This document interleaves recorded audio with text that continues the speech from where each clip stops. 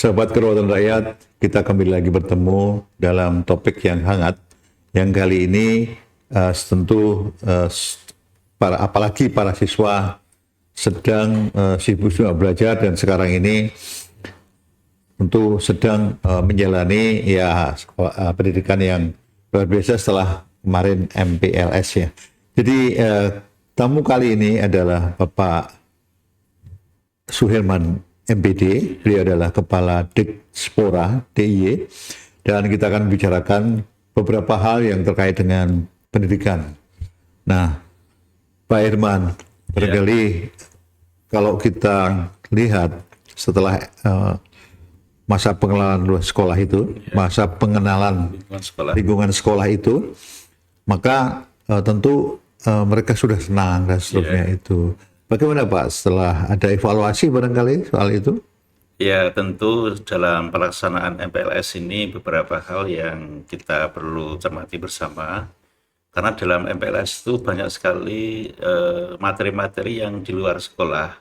Misalnya ramah anak, sekolah ramah anak, kemudian dari BNN, narkotika, kemudian dari kesehatan, kemudian dari anti korupsi, kemudian dari kegiatan-kegiatan yang di luar mata pelajaran gitu. Jadi kami harapkan dengan ada MPLS ini anak-anak senang di sekolahnya, kemudian mengenal lingkungannya. Lingkungan itu ada dua ya, SDM-nya guru-guru sama lingkungan yang nyaman dan aman itu tadi. Iya. Nah, ada kesan-kesan apa Pak tentang MPLS kali ini yang kemudian penuh kegembiraan ya. Iya. Mungkin ada kesan-kesan apa yang kemudian mungkin dalam pengetahuan Bapak sesuatu yang menarik bagi siswa itu. Ya, kemarin kami meninjau ke beberapa lokasi di sekolah atau satuan pendidikan.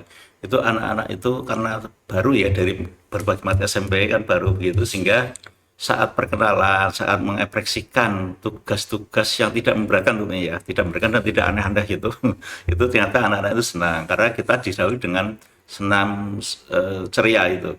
Setiap hari kan ada senam ceria yang itu anak tujuh biasa anak Indonesia hebat itu.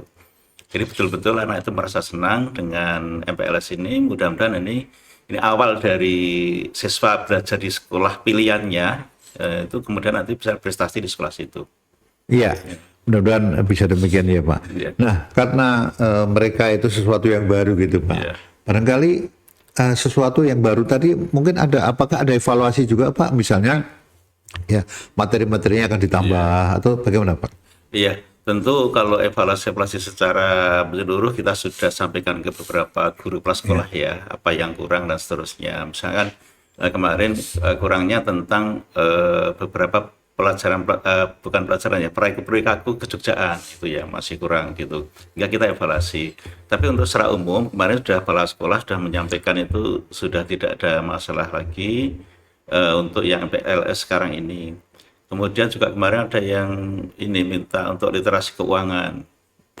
Literasi keuangan yang sekarang menggunakan kan transfer kan pakai sudah gadget itu, sehingga keamanan keuangan itu gimana? Karena kalau membayar lewat aplikasi itu kan kadang kan boros gitu ya. Boros dan tidak tahu kalau nanti uangnya itu aman tidak untuk mencapai itu. Termasuk kemarin itu juga ada beberapa permintaan yang sekarang ini judi online.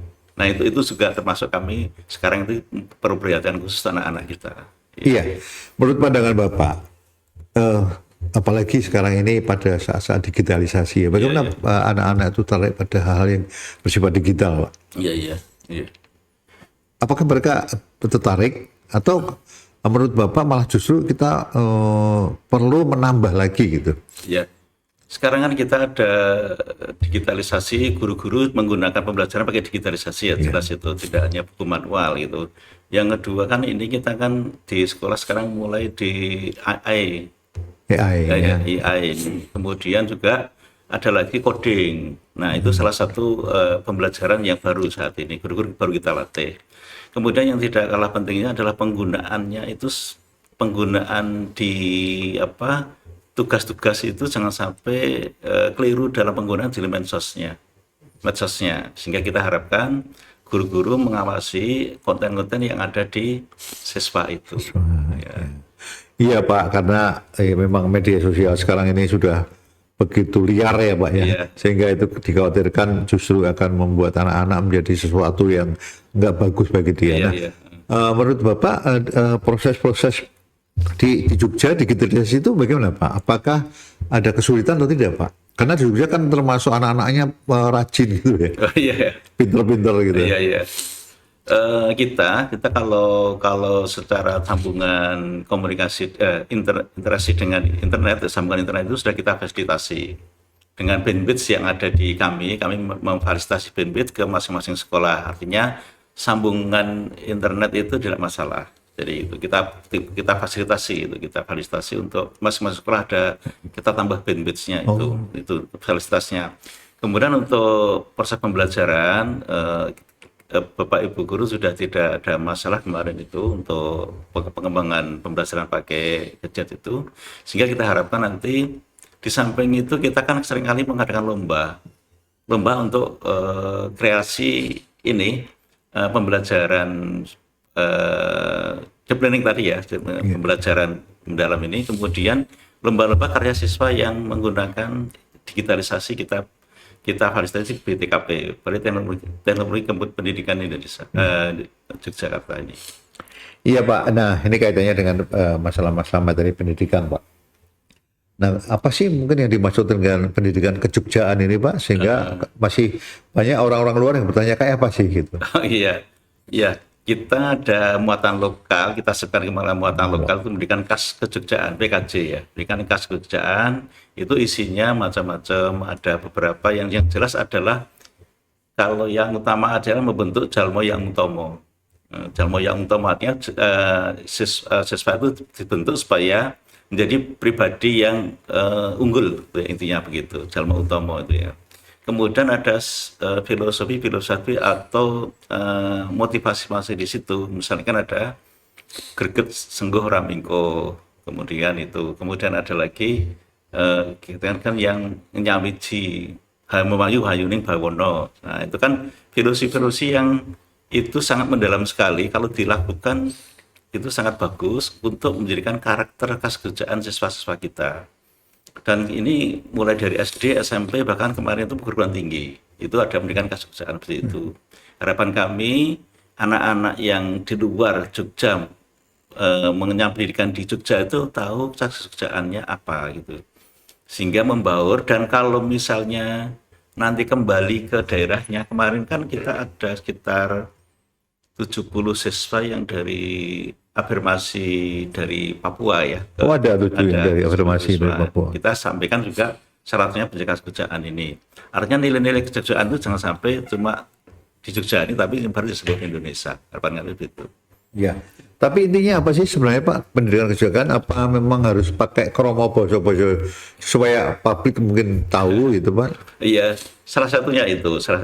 Jadi satu adalah bahasa misalnya unggah-ungguh, menyampaikan pada Orang tua gitu ya? tua itu monggo. Kemudian kalau ditanya siswa itu ruang prasekolah di mana, mereka nggak pakai jari telunjuk jempol itu kan, dan itu sebaiknya agak diantarkan gitu. Kemudian kalau ada lagi pertanyaan yang lebih tua itu harus bagaimana, yang sejar bagaimana, yang bagaimana, artinya Suposito lah gitu kalau. Iya, Suposito gitu ya. Suposito, Pak ya. Gitu. Sesuai dengan kejogjaan. Kejogjaan ya. Tapi intisarinya apakah hanya itu Pak, Suposito pendidikan kejogjaan itu? Sebenarnya kan ada lebih mungkin dalam tentang Jogja keistimewaan gitu, apa Iya. ada Pak? Yang tadi sampaikan filosofi Hayuning Bawono tadi kan mempercantik dunia yang sudah cantik. Kemudian tadi ada greget sengguh raminggo, harinya yang paling kita tekankan adalah filosofi khas kejogjaan itu yang tertanam pada siswa. Kalau sudah itu, nanti semangatnya bagus, kemudian etika belajarnya bagus, kemudian outputnya harus, tadi kan saya samakan Jalmo Yang Utomo tadi kan unggul. Jadi filosofi di khas kejogjaan itulah kami harapkan nanti tertanam pada siswa-siswa kita, kemudian menjadikan anak bangsa yang unggul lewat Yogyakarta ini. Gitu ya. Nah, karena tadi ada Bapak, kalau ada dari siswa dari luar ya Pak. Iya. Nah, dalam mengintegrasikan kurikulum misalnya Pak, bagaimana, apakah ada kesulitan Pak? Kita sisipkan salah satunya bisa ke ekstrakurikuler, masuk ke ekstrakurikuler ya. Nanti ada acara apa berpakaian Jawa itu masuk ke ekstrakurikuler. Iya. Kemudian lagi masuk ke diselipkan ke bahasa Jawa. Kita kan punya muatan lokal bahasa Jawa. Jadi diselipkan ke bahasa Jawa, kemudian ekstrakurikuler. Kemudian yang ketiga adalah dipraktekkan, praktek ke masing-masing kelas itu ya. Jadi ada tiga cara metode ini supaya nanti pendidikan kejuruan betul-betul dijiwai oleh anak-anak dari Jakarta ini. Misalnya kemarin kan kita ke Mespon itu kan harus pakai Kebaya ya. kebaya, kemudian itu filosofinya apa toh? Ya lah, pakai itu, ya begitu. Iya. Iya Pak, memang menarik nih. Pak, kalau kita bicara tadi Bapak ngendiko deep learning gitu, Iya. apa sih maksudnya dengan deep learning itu, Pak, supaya mungkin publik lebih tahu kan? Ya, deep learning intinya secara sederhana ada pelajaran mendalam. Learning mendalam artinya siswa itu kalau belajar itu betul-betul tahu saya belajar apa, untuk apa, dan kemana. Jadi harus tahu, jadi tidak hanya menyelesaikan tugas saja PR itu ya. Misal di apa ada tugas dari guru biologi misalnya mengamati jenis tanaman. Nah, kemudian itu sebenarnya apa tuh tanaman, gunanya untuk apa toh itu, terus bagi kita apa, terus untuk besok kedepannya itu so apa. Jadi harusnya mendalam, tidak sesingkat yang menyelesaikan tugas saja gitu. Kemudian yang konsep kedua, konsep yang ada di deep learning adalah menyenangkan itu. Jadi mendalam, kemudian di dalam mendalam itu adalah menyenangkan. Kemudian siswa itu dapat termotivasi untuk pembelajaran selanjutnya. Nah, itu yang roh dari deep learning seperti itu. Jadi harapan kami siswa itu betul-betul menggayati kalau saya belajar matematika itu harus bagaimana, misalnya Biologi gitu juga. bagaimana, sejarah itu harus bagaimana, sehingga tertanam di pembelajaran deep learning itu betul-betul setelah pembelajaran itu ada efeknya. Setelah belajar matematika, jiwanya itu saya ingin jadi ini gitu. Kemudian kalau misalnya sejarah, ternyata dulu tokoh-tokoh Jogja ada tingkat nasional gitu. Jadi ada bukan bekas tapi tersirat di situ tuh untuk selanjutnya setelah belajar itu atau untuk kemana itu sudah ada di situ dengan deep learning itu, dengan mendengar tadi ya. Iya, artinya bahwa itu justru membuat siswa akan lebih dalam ya belajar tentang itu. Nah Pak, itu kan baru ya, deep learning baru setelah sekarang ini Pak Menteri sekarang. Nah sebelumnya bagaimana Pak deep learning itu? Apakah karena itu dampak COVID itu sehingga banyak yang begitu kan Pak? Kalau kita lihat siswa itu kan lewat daring terus gitu. Jadi kalau deep learning ini memang baru, kemudian yang dulu kan kurikulum merdeka. Ya, kurikulum merdeka Pak. Kurikulum merdeka. Ya, kalau kurikulum merdeka kemarin ada salah satu keunggulan juga adalah proyek P5. Artinya P5 itu mengekspresikan pelajaran yang sudah dilaksanakan di sekolah kemudian ditampilkan. Misalnya membuat karya apa begitu ditampilkan.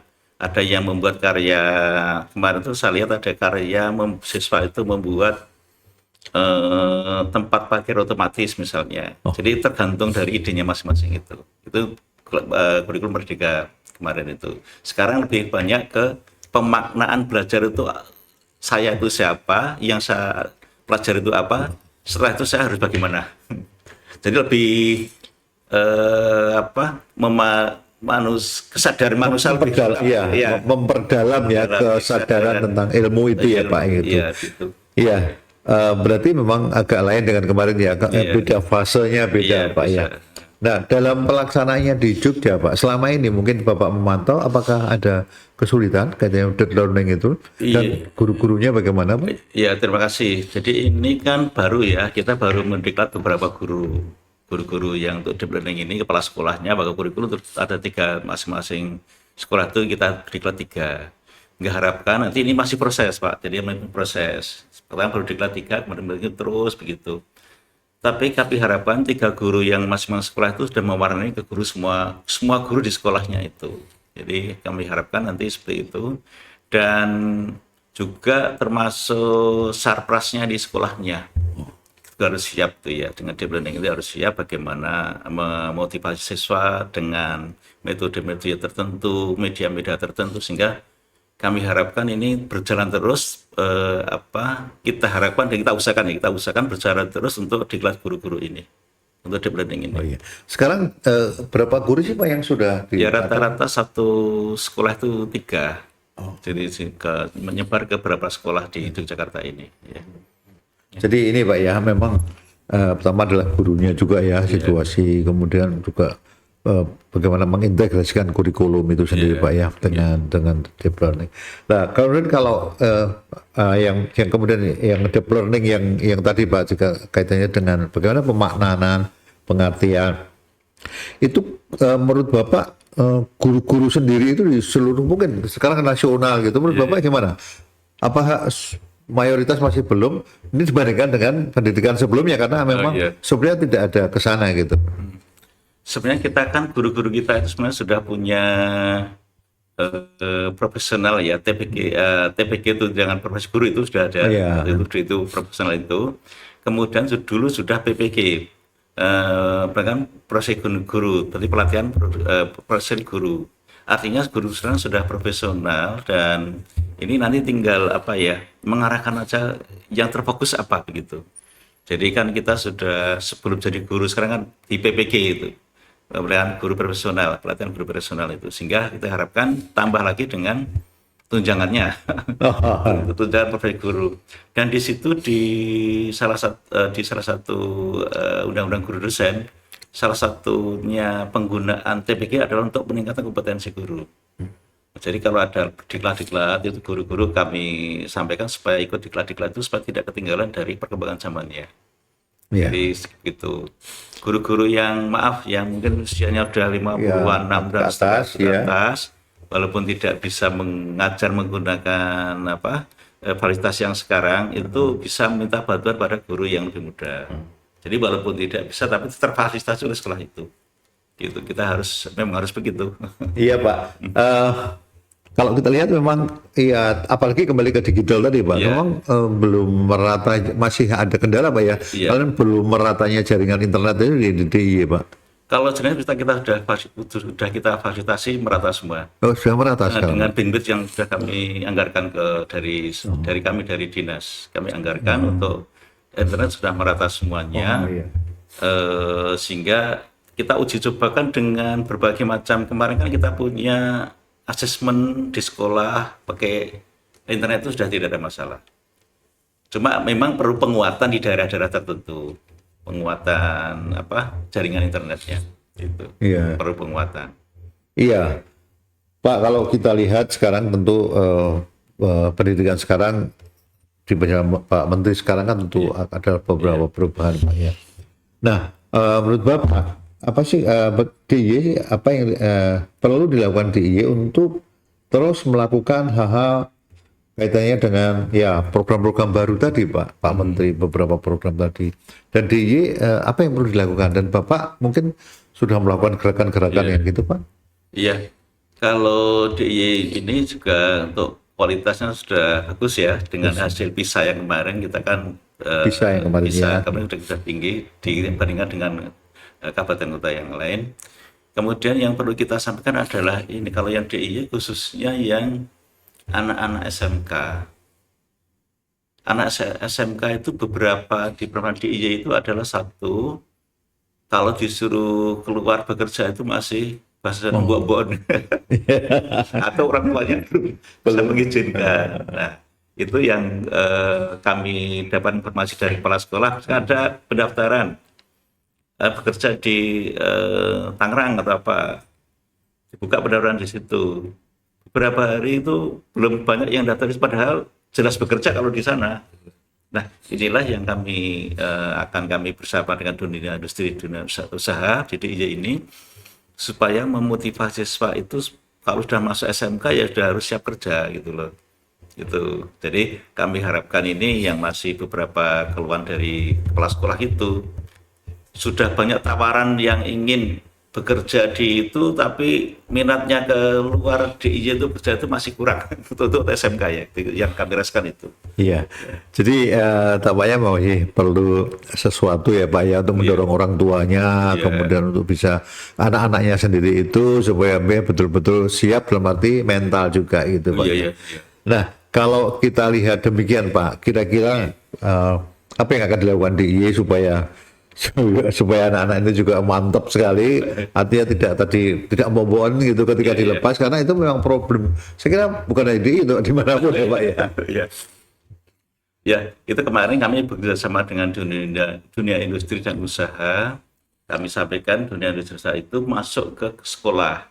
Masuk sekolah, situasi praktek di sekolah itu hampir sama dengan situasi saat di pabrik.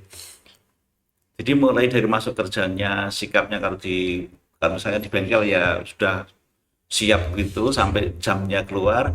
Artinya situasi lingkungan sekolah itu kami harapkan sudah sama dengan situasi yang itu di pabriknya. Kemudian informasi mereka, oh, besok kalau sudah bekerja itu seperti ini, kemudian termasuk layanannya apa, jaminan kesehatannya apa, kemudian gajinya berapa, dan itu kalau sudah mendaftar itu, kalau seperti itu sudah lingkungannya itu sudah sampai sekolah, kok sudah lingkungan pabrik, sudah mantap nanti ke sana. Ya, kelihatan pada saat di lingkungan sekolah itu dibuat lingkungan pabrik yang bahasa Jawa yang lengkot-lengkot kan ada. Kelihatan itu lah. Kelas sekolah kemudian loh itu yang perlu dimotivasi yang itu gitu Pak. Jadi kami harapkan seperti itu. Dan kita sudah MOU ke Pak dunia industri usaha sudah banyak sekali, hampir satu sekolah itu 20-an dunia industri usaha sudah MOU ke situ. Iya, baik itu. Pak, barangkali pesan-pesan Bapak untuk para guru, kemudian anak didik, siswa dalam dunia pendidikan sekarang ini, mungkin Bapak bisa menyampaikan kepada mereka, Pak. Monggo, Pak. Iya, terima kasih untuk Bapak Ibu guru. Tentu kami sampaikan harus belajar terus.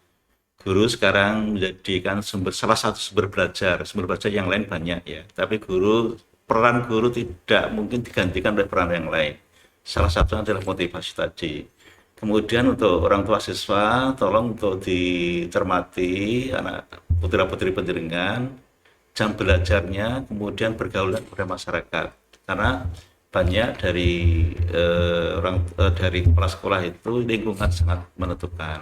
Kemudian untuk para siswa kami harapkan untuk selalu berprestasi di Yogyakarta ini dengan lingkungan yang nyaman, kemudian senang dan aman. Sehingga kami harapkan kualitas pendidikan Jakarta tetap menjadikan acuan di Indonesia gitu. Ya, baik, sahabat Kedaulatan Rakyat dimanapun, kita tahu tadi Pak Suherman sudah memberikan suatu hal bahwa intinya juga kalau saya lihat bahwa pendidikan itu bukan hanya tanggung jawab guru, pemerintah, siswa itu, tetapi juga masyarakat. Jadi tentu kita harapkan masyarakat juga ikut terlibat bagaimana menciptakan pendidikan yang baik dan bermanfaat tentu bagi kita semua. Dan sampai jumpa lagi.